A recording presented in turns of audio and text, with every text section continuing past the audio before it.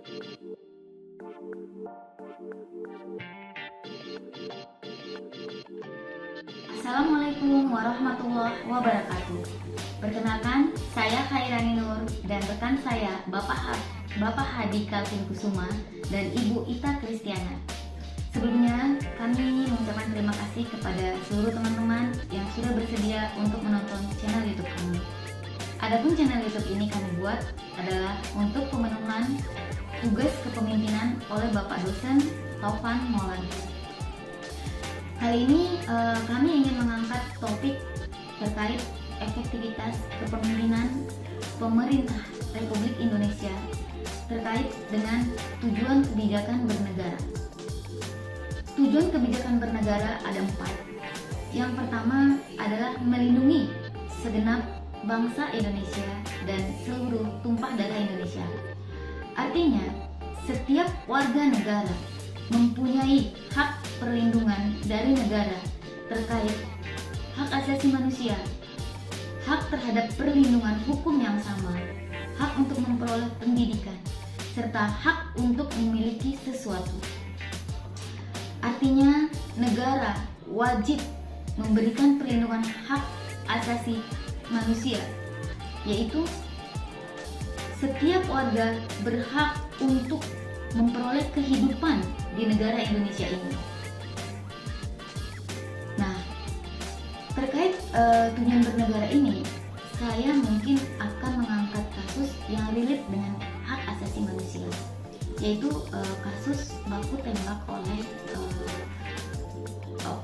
antar anggota Polri.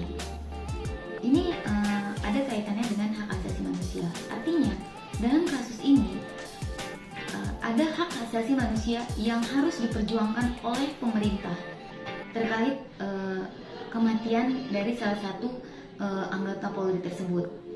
Nah, artinya disinilah momen dari pemerintah kita untuk membuat kebijakan atas pemenuhan hak asasi manusia ini, gitu. Nah, seperti yang sudah kita ketahui, saya sangat respect dengan kebijakan yang sudah disampaikan secara verbal oleh Bapak Presiden. Bahwasannya kasus ini harus diselesaikan dengan tuntas, terbuka dan tidak ada yang ditutup-tutupin. Ini artinya Bapak Presiden telah mengeluarkan kebijakan sesuai dengan tujuan bernegara yang pertama ini, yaitu melindungi segenap bangsa Indonesia dan seluruh tumpah darah Indonesia. Kemudian yang kedua, tujuan bernegara adalah memajukan kesejahteraan umum. Parameter dari kesejahteraan di negara Indonesia terdapat 3 unsur penting. Yang pertama itu adalah makanan atau pangan, kemudian pakaian atau sandang, dan tempat tinggal atau papan. Artinya, kesejahteraan umum itu tidak akan tercapai ketika salah satu warga negara aja atau satu daerah 3 unsur ini tidak terpenuhi, gitu. Jadi sudah menjadi kewajiban dari negara untuk memenuhi kebutuhan 3 unsur penting ini, gitu. Mengenai kesejahteraan ini, tidak hanya kesejahteraan ekonomi atau materi saja, namun kesejahteraan lahir dan batin juga harus diperhatikan. Artinya setiap warga negara harus mempunyai perasaan aman dan nyaman berada atau menjadi warga negara Indonesia. Nah, dalam hal ini kita dapat melihat bagaimana kebijakan dari pemerintah saat ini. Artinya ketika kita ingin melihat apakah kepemimpinan pemerintah saat ini efektif, itu kita dapat melihat dari kebijakan-kebijakan yang dibuat pemerintah saat ini. Apakah sudah sesuai dengan tujuan bernegara dalam hal memajukan kesejahteraan umum? Artinya setiap kebijakan yang dibuat harus ada partisipasi dari seluruh rakyat Indonesia. Artinya seluruh rakyat Indonesia harus bisa menikmati kebijakan-kebijakan itu. Jadi tidak hanya lapisan atas saja, tapi dari atas sampai ke bawah dan merata ke seluruh Indonesia. Kemudian kebijakan tersebut harus berkelanjutan.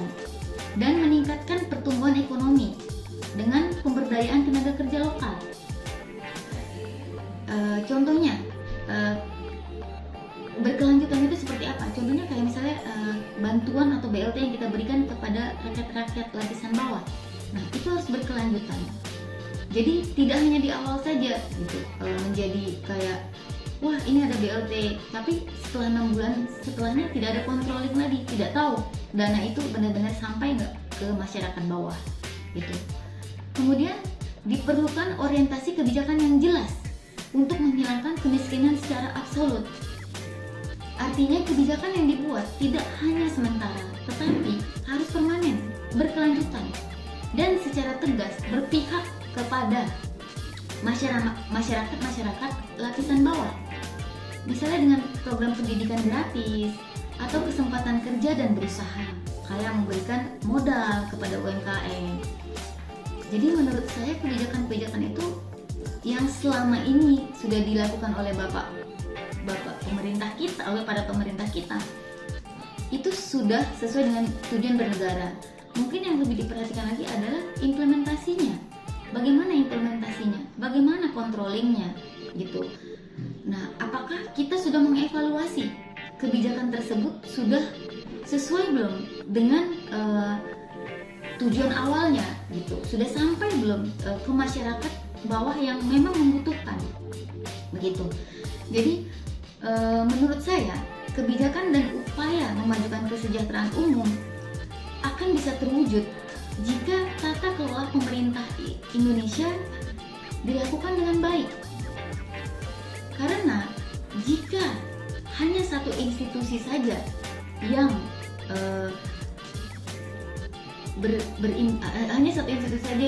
berlaku jujur, berintegritas, tapi institusi tidak didukung oleh institusi-institusi yang lain, pemerintahan yang bersih yang ingin dicapai tidak akan terwujud gitu. Jadi seluruh lembaga pemerintahan harus bekerja sama, berkolaborasi dan bersinergi satu visi misi untuk mencapai kesejahteraan umum ini, sehingga tidak ada lagi praktek-praktek penyalahgunaan kekuasaan yang menyebabkan adanya korupsi, kolusi dan nepotisme gitu. Jadi saya beropini mungkin atas kebijakan-kebijakan selama ini yang dibuat sudah sesuai dengan tujuan bernegara, tapi mungkin yang lebih diperhatikan adalah controlling dan evaluasinya. Kemudian untuk tujuan bernegara yang ketiga dan keempat serta kesimpulan dari kami akan dilanjutkan oleh rekan saya. Selamat malam, terima kasih kesempatan yang telah diberikan kesempatan untuk saya membawa tentang definisi dan memahami, mengingat baik dalam kuas kepemimpinan STMI oleh Bapak Dr. Taufan Maulani. Jadi kepemimpinan bagi saya merupakan satu sifat pemimpin, yang artinya unsur-unsur yang terdapat di dalam seorang pemimpin dalam menjalankan tugas. Nah, kewajibannya dalam merealisasikan visi dan misi untuk memimpin satu tim, satu bawahan, satu masyarakat, lingkungan sosial, organisasi atau negara. Demikian daya upaya yang dilakukan oleh seseorang jabatan yang sebagai pemimpin dalam mempengaruhi orang lain agar menjalankan rencana kerja yang telah ditetapkan demi tercapainya tujuan dan cara efektif dan efisien. Namun kita lihat bahwa kepemimpinan menyangkut suatu pembagian kekuasaan yang menyangkut orang lain, bahwa kesediaan untuk menerima pengarahan dan berbagai kegiatan kelompok. Nah, kita lihat lagi bahwa apa yang menjadi tujuan dan rumusan masalah, yaitu bagaimana efektivitas kepemimpinan masyarakat pemimpin nasional RI ditinjau dalam tujuan bernegara sesuai dengan pembukaan Undang-Undang Dasar 1945. Perkenalan, saya Ita Kristiana. Saya akan melanjutkan penjelasan terakhir dari kelompok kami, yaitu kesimpulan dan rekomendasi kebijakan, lebih tepatnya terkait dengan evaluasi dan create, yang mana untuk evaluasi berdasarkan tujuan negara yang telah dijelaskan oleh Ibu Hairani pada bab sebelumnya, dapat disimpulkan metode yang cocok digunakan dalam evaluasi ini adalah riset evaluasi kualitatif. dengan menggunakan model STEC. Dalam model STEC terdapat 3 tahap dalam evaluasi program. Yang pertama yaitu input, yang kedua transaction atau proses, kemudian yang ketiga adalah outcome. Nah, penjelasan pertama terkait evaluasi program input yaitu evaluasi terhadap kejujuran yang dimiliki pemimpin nasional. Nah, di sini ada beberapa aspek. Yang pertama kita lihat dari aspek religi.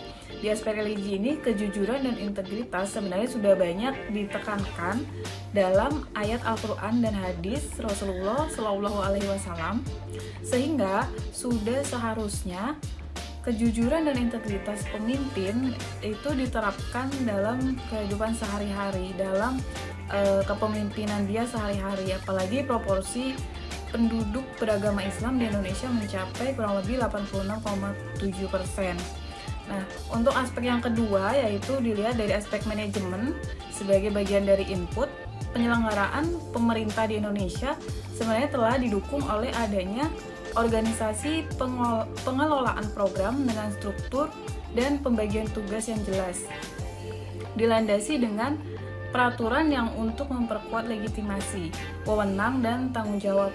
Namun, hal tersebut terkadang dimanfaatkan oleh oknum-oknum tertentu, yang mana oknum tersebut sangat tidak bertanggung jawab. Nah, untuk aspek selanjutnya itu dilihat dari aspek pembiayaan. Aspek pembiayaan ini sebenarnya pemerintah di Indonesia itu telah didukung dengan anggaran yang cukup memadai. Tetapi korupsi masih kerap terlaksana di Indonesia. Nah, itu adalah evaluasi dari yang proses pertama yaitu input. Kemudian yang kedua itu evaluasi pada prosesnya atau pada transaksinya. Nah, pada komponen transaksi ini aspek-aspek yang dilihat yaitu dari segi perencanaan. Dari segi perencanaan ini dapat kita simpulkan bahwa proses perencanaan kebijakan telah direncanakan secara lengkap dan sistematis.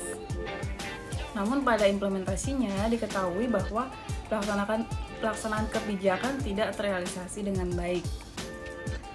Kemudian untuk tahap selanjutnya yaitu evaluasi outcome atau hasil, yang mana kami telah membuat kesimpulan dari beberapa contoh yang ada, yaitu contoh-contoh berita. Yang pertama kami simpulkan berita terkait korupsi di Indonesia. Nah, pemimpin di Indonesia masih perlu bersinergi dalam pemberantasan korupsi dan penegakan hukum. Tidak bisa bergantung dengan satu lembaga saja begitu. Jadi pemberantasan korupsi dan penegakan hukum memerlukan kerjasama antar instansi yang kuat. Agar apa? Agar terciptanya ketertiban dunia yang berdasarkan kemerdekaan, perdamaian abadi, dan keadilan sosial. Yang mana itu adalah salah satu dari tujuan bernegara. Nah, kemudian yang selanjutnya yaitu berita mengenai implementasi kebijakan yang dilakukan di Indonesia. Memang masih belum terlaksana dengan baik ya, karena seperti contoh Presiden Jokowi yang diprotes BEM UI terkait revisi UU ITE dan rencana penerbitan Perpu untuk membatalkan revisi UU KPK. Padahal hal ini tentu berkaitan dengan integritas yang dimiliki oleh Presiden Jokowi sendiri. Kemudian kita lanjut untuk rekomendasi kebijakan, atau di sini kami berdasarkan create ya, menciptakan. Nah, di sini melihat masa pandemi COVID-19 yang menciptakan banyak perubahan sosial yang besar, yang amat sangat besar di masyarakat. Birokrasi pemerintah itu seharusnya mampu dirubah menjadi lebih fleksibel, karena pemerintah itu harus mampu memformulasikan kembali reformasi birokrasi yang baik. Lalu untuk kebijakan perlu dibuat dengan penerapan konsep collaborative governance. Nah, pelaksanaan ide-ide baru dalam kebijakan publik dan penggunaan teknologi informasi dalam setiap instansi pemerintahan. Untuk apa? Untuk mendukung pelaksanaan tugas dan fungsi-fungsi lainnya. Kemudian pemanfaatan teknologi juga harus dibuat memadai dan matang. Karena teknologi itu dibangun agar tidak ada oknum-oknum yang dapat melakukan tindakan korupsi. Walaupun memang seharusnya korupsi diubah melalui pendidikan karakter. Namun kita perlu kebijakan yang benar-benar mencegah korupsi yang telah membudaya tersebut. Selain itu, pemerintah juga harus betul-betul menunjukkan adanya kemauan politik yang tinggi yang menunjukkan kesungguhan dalam upaya penegakan hukum.